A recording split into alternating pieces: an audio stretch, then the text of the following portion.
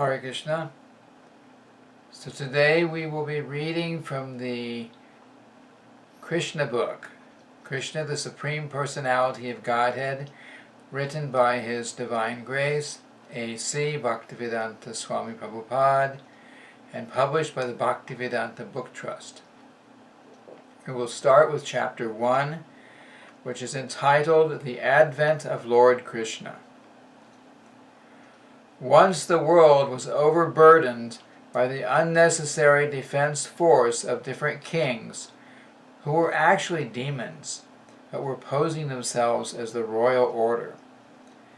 At that time the whole world became perturbed, and the predominating deity of this earth, known as Bhumi, went to see Lord Brahma to tell of her calamities due to the demoniac kings.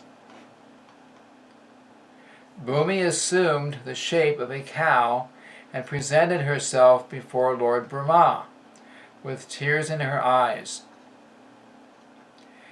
She was bereaved and was weeping just to invoke the Lord's compassion.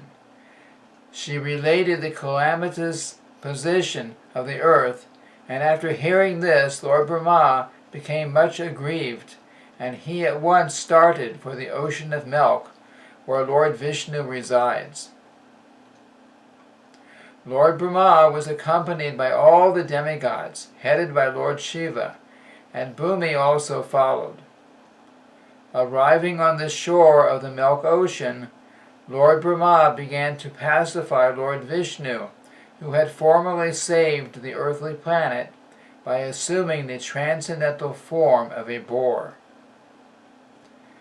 In the Vedic mantras, there is a particular type of prayer called Purusha Sukta. Generally, the demigods offer their obeisances unto Vishnu, the Supreme Personality of Godhead, by chanting the Purusha Sukta. It is understood herein that the predominating deity of every planet can see the Supreme Lord of this universe, Brahma, whenever there is some disturbance on his planet. And Brahma can approach the Supreme Lord Vishnu, not by seeing him directly, but by standing on the shore of the ocean of milk.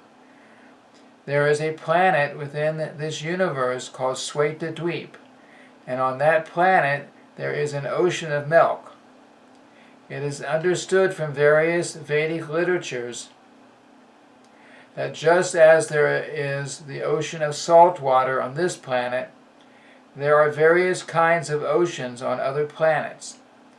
Somewhere there is an ocean of milk, somewhere there is an ocean of oil, and somewhere there is an ocean of liquor, and of many other types of liquids. The Purusha Sukta is a standard prayer which the demigods recite to appease the Supreme Personality of Godhead, Kshirodakshai Vishnu. Because he is lying on the ocean of milk, he is called Kshirodakshai Vishnu. He is the form of the Supreme Personality of Godhead, through whom all the incarnations within this universe appear. After all the demigods offered the Purusha Sukta prayer to the Supreme Personality of Godhead, they apparently heard no response. Then Lord Brahma personally sat in meditation, and there was a message transmission from Lord Vishnu to Lord Brahma. Brahma then broadcast the message to the demigods. That is the system of receiving Vedic knowledge. The Vedic knowledge is received first by Brahma from the Supreme Personality of Godhead through the medium of the heart. As stated in the beginning of the Srimad Bhagavatam, Tene Brahma Prida Ya Adikavaye, Srimad Bhagavatam, 1st Canto, 1st Chapter, and 1st Verse. The transcendental knowledge of the Vedas was transmitted to Lord Brahma through the heart. Here also, in the same way, only Brahma could understand the message transmitted by Lord Vishnu, and he broadcast it to the demigods for their immediate action. The message was this: the Supreme Personality of Godhead would appear on the earth very soon, along with his supreme powerful potencies. And as long as he remained on the earth planet to execute his mission of annihilating the demons and establishing the devotees, the demigods should also remain there to assist him. They should all immediately take birth in the family of the Yadu dynasty, wherein the Lord would also appear in due course of time. The Supreme Personality of Godhead himself, Krishna, would personally appear as the son of Vasudeva. Before his appearance, all the demigods, along with their wives, should appear in different pious families in the world just to assist the Lord in executing his mission.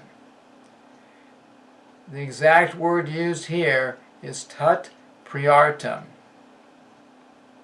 which means the demigods should appear on the earth in order to please the Lord. In other words, any living entity who lives only to satisfy the Lord is a demigod. The demigods were further informed that Ananta, the plenary portion of Lord Krishna, who is maintaining the universal planets by extending his millions of hoods, would also appear on earth before Lord Krishna's appearance.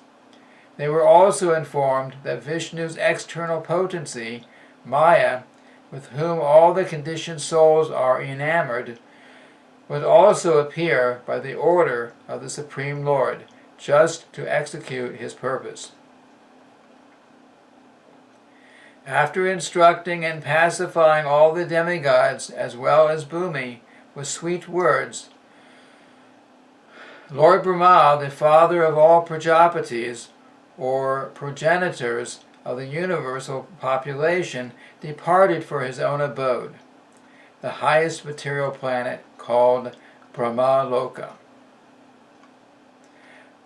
The leader of the Yadu dynasty, King Surasena, was ruling over the country known as Mathura, wherein lies the city of Mathura, as well as the district known as Surasena, which was named after him.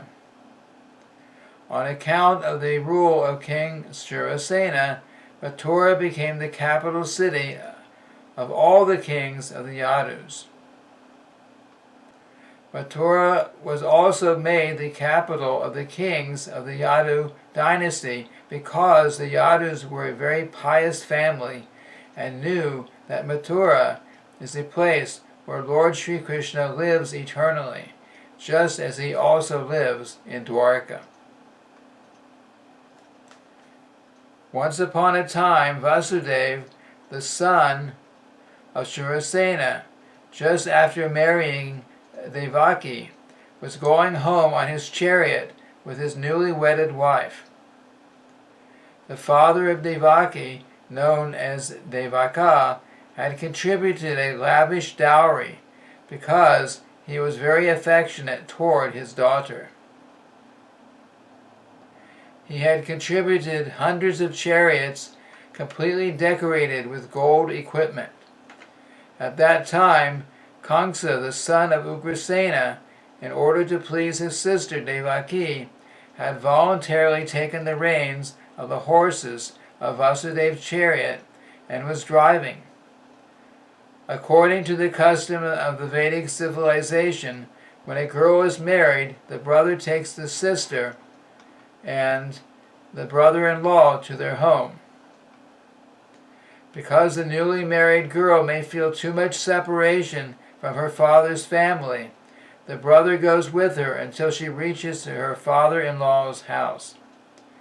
The full dowry contributed by Devaka was as follows: 400 elephants, fully decorated with golden garlands, 15,000 decorated horses, and 1,800 chariots. He also arranged for 200 beautiful girls to follow his daughter. The Kshatriya system of marriage, still current in India, dictates that when a Kshatriya is married, a few dozen of the bride's young girlfriends, in addition to the bride, go to the house of the king. The followers of the queen are called maidservants, but actually they act as friends of the queen. This practice is prevalent from time immemorial, traceable at least to the time before the advent of Lord Krishna 5,000 years ago. So Vasudeva brought home another 200 beautiful girls along with his wife Devaki. While the bride and bridegroom were passing along on the chariot, there were different kinds of musical instruments playing to indicate the auspicious moment. There were conch shells, bugles, drums, and kettle drums combined together. They were vibrating a nice concert. The procession was passing very pleasingly, and Kamsa was driving the chariot, when suddenly there was a miraculous sound vibrated from the sky, which especially announced to Kamsa, "Kamsa, you are such a fool. You are driving the chariot of your sister and your brother-in-law, but you do not know that the 8th child of this sister will kill you." Kamsa was the son of Krsna of the Bhoja dynasty. It is said that Kamsa was the most demoniac of all the Bhoja dynasty kings. Immediately after hearing the prophecy from the sky, he caught hold of Devaki's hair and was just about to kill her with his sword. Vasudeva was astonished at Kamsa's behavior, and in order to pacify the cruel, shameless brother-in-law, he began to speak as follows, with great reason and evidence. He said, "My dear brother-in-law Kamsa, you are the most famous king of the Bhoja dynasty, and people know that you are the greatest warrior and a valiant king. How is it that you are so infuriated that you are prepared to kill a woman who is your own sister at this auspicious time of her marriage? Why should you be so much afraid of death? Death is already born along with your birth. From the very day you took birth, you began to die. Suppose you are 25 years old. That means that you have already died 25 years. Every moment, every second, you are dying. Why then should you be so much afraid of death? Final death is inevitable. You may die either today or in 100 years. You cannot avoid death. Why should you be so much afraid? Actually, death means annihilation of the present body. As soon as the present body stops functioning and mixes with the 5 elements of material nature, the living entity within the body accepts another body, according to his present actions and reactions. It is just like when a man walks on the street. He puts forward his foot, and when he is confident that his foot is situated on sound ground, he lifts the other foot. In this way, one after another, the bodies change and the soul transmigrates. See how the plant worms change from one twig to another so carefully. Similarly, the living entity changes his body as soon as the higher authorities decide on the next body.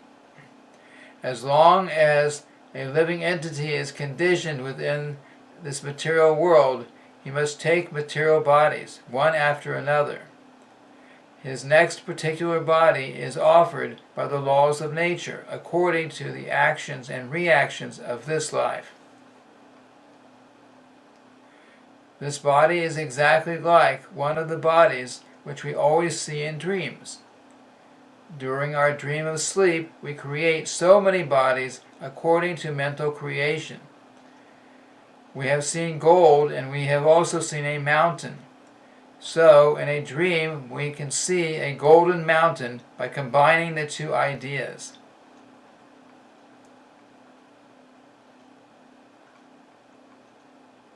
Sometimes in dreams we see that we have a body which is flying in the sky, and at the same time we completely forget our present body. Similarly, these bodies are changing. When you have one body, you forget the past body. During a dream, we may make contact with so many new kinds of bodies, but when we are awake, we forget them all. And actually, these material bodies are the creations of our mental activities.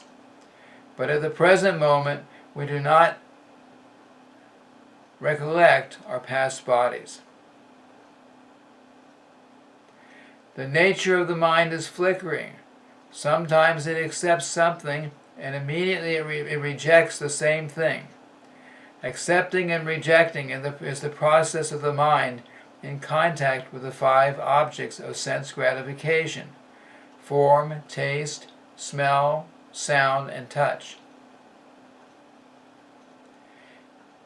In its speculative way, the mind comes in touch with the objects of sense gratification, and when the living entity desires a particular type of body, he gets it. Therefore, the body is an offering by the laws of material nature. The living entity accepts a body and comes out again into the material world to enjoy or suffer according to the construction of the body. Unless we have a particular type of body, we cannot enjoy or suffer according to our mental proclivities inherited from the previous life. The particular type of body is actually offered to us according to our mental condition at the time of death. The luminous planets like the sun, moon, or stars reflect themselves in different types of reservoirs, like water, oil, or ghee. The reflection moves according to the movement of the reservoir. The reflection of the moon is on the water, and the moving water makes the moon also appear to be moving, but actually the moon is not moving. Similarly, by mental concoction, the living entity attains different kinds of bodies, although actually he has no connection with such bodies. But on account of illusion, being enchanted by the influence of Maya, the living entity thinks that he belongs to a particular type of body. That is the way of conditioned life. Suppose a living entity is now in a human form of body. He thinks that he belongs to the human community, or a particular country, or a particular place. He identifies himself in that way and unnecessarily prepares for another body, which is not required by him. Such desires and mental concoctions are the cause of different types of bodies. The covering influence of material nature is so strong that the living entity is satisfied in whatever body he gets, and he identifies with that body with great pleasure. Therefore, I beg to request you not to be overwhelmed by the dictation of your mind and body. Vasudeva thus requested Kamsa not to be envious of his newly married sister. One should not be envious of anyone, because envy is the cause of fear both in this world and in the next. When one is before Yamaraj, the Lord of Punishment after death, Vasudeva appealed to Kamsa on behalf of Devaki, stating that she was his younger sister. He also appealed at an auspicious moment at the time of marriage. A younger sister or brother is supposed to be protected as one's child. The position is overall so delicate, Vasudeva reasoned, that if you kill her, it will go against your high reputation. In this way, Vasudeva tried to pacify Kamsa by good instruction, as well as by philosophical discrimination. But Kamsa was not to be pacified because his association was demoniac. Because of his demonic association, he was a demon, although born in a very high royal family. A demon never cares for any good instruction. He is just like a determined thief. One can give him moral instruction, but it will not be effective. Similarly, those who are demoniac or atheistic by nature can hardly assimilate any good instruction, however authorized it may be. That is the difference between the demigods and the demons. Those who can accept good instruction and try to live their lives in that way are called demigods, and those who are unable to take such good instruction are called demons. Failing in his attempt to pacify Kamsa, Vasudeva wondered how he would protect his wife Devaki. When there is imminent danger, an intelligent person should try to avoid the dangerous position as far as possible. But if, in spite of endeavoring by all intelligence, one fails to avoid the dangerous position, there is no fault on his part. One should try his best to execute his duties, but if the attempt fails, he is not at fault. Vasudeva thought of his wife as follows: For the present, let me save the life of Devaki. Then later on, if there are children, I shall see how to save them. He further thought, if in the future I get a child who can kill Kamsa, just as Kamsa is thinking, then both Devaki and the child will be saved, because the law of providence is inconceivable. But now, some way or other, let me save the life of Devaki. There is no certainty how a living entity contacts a certain type of body, just as there is no certainty how a blazing fire comes in contact with a certain type of wood in the forest. When there is a forest fire, it is experienced that the blazing fire sometimes leaps over one tree and catches another by the influence of the wind. Similarly, a living entity may be very careful in the matter of executing his duties, but it is still very difficult for him to know what type of body he is going to get in the next life. Maharaj Bharata was very faithfully executing the duties of self-realization, but by chance he developed temporary affection for a deer, and in his next life he had to accept the body of a deer.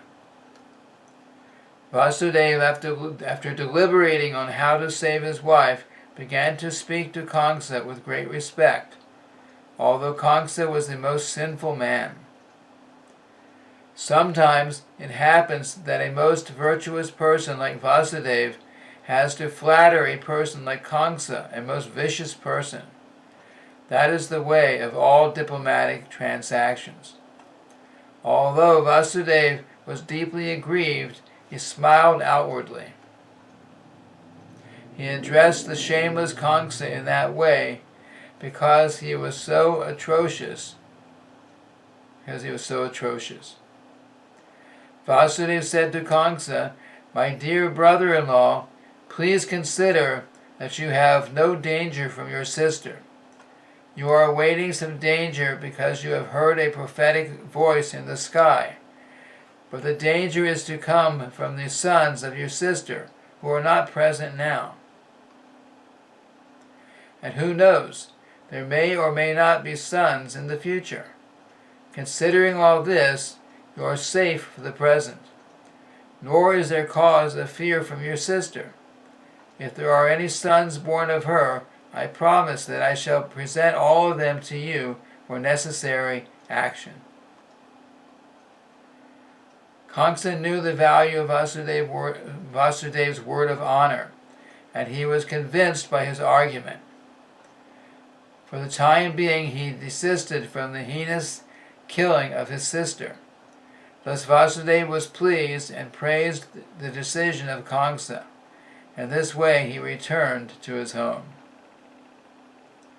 Each year thereafter, in due course of time, Devaki gave birth to a child. Thus she gave birth to 8 male children, as well as 1 daughter. When the first son was born, Vasudeva kept his word of honor and immediately brought the child before Krsna. It is said that Vasudeva was very much elevated and famous for his word of honor, and he wanted to maintain his fame. Although it was very painful for Vasudeva to hand over the newly born child, Krsna was very glad to receive him. But he became a little compassionate with the behavior of Vasudeva. This event is very exemplary. For a great soul like Vasudeva, there is nothing considered to be painful in the course of discharging one's duty.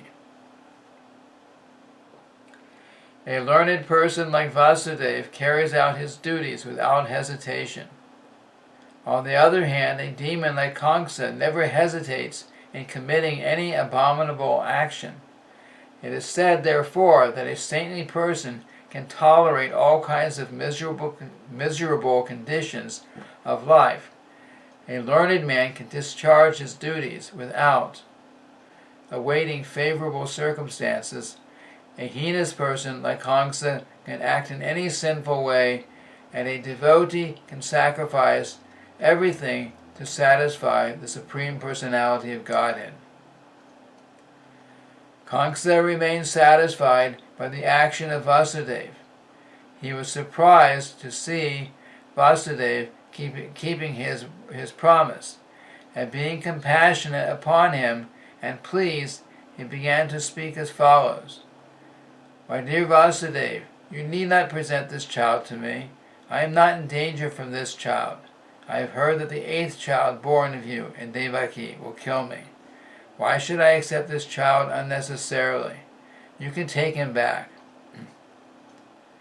When Vasudeva was returning home with his firstborn child, although he was pleased by the behavior of Krsna, he could not believe in him because he knew that Krsna was uncontrolled.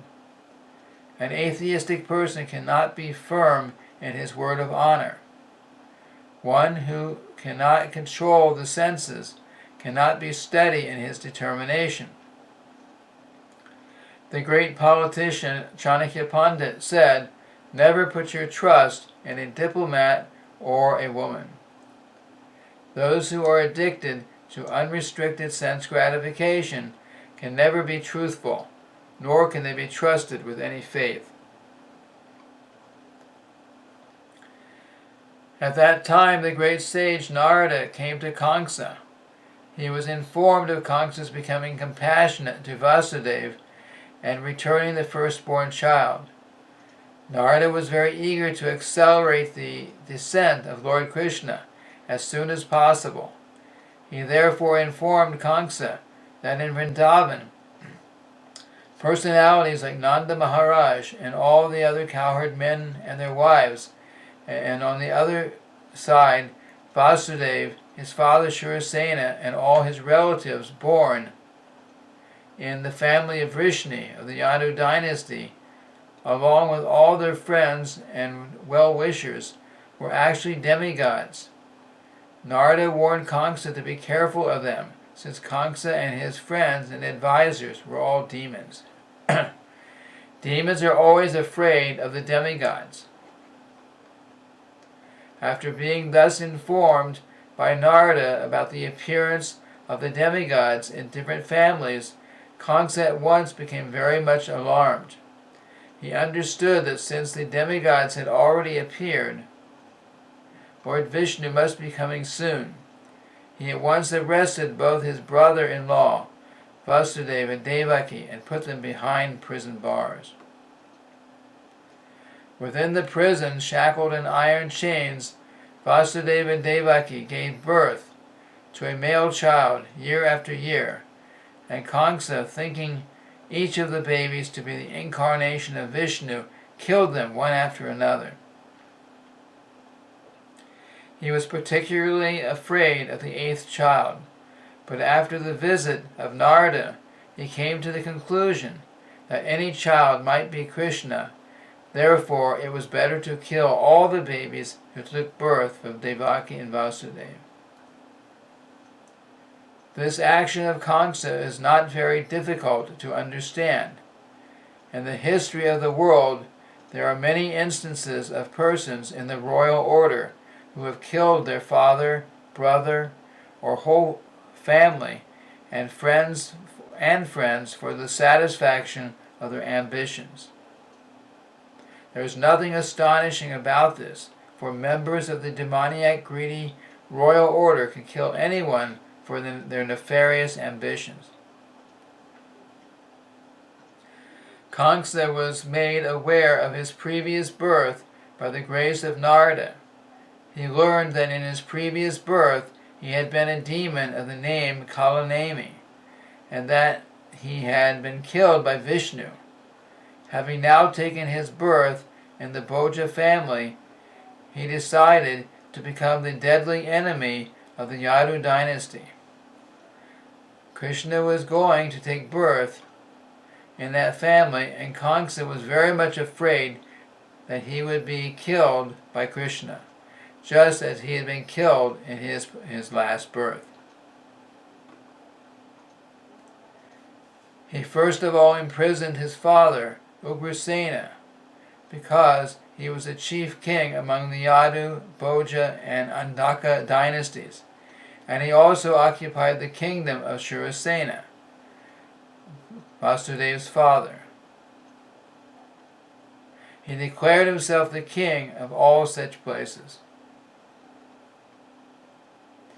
Thus ends the Bhaktivedanta purport of the first chapter of Krishna, the Advent of Lord Krishna. Thank you very much. Hare Krishna.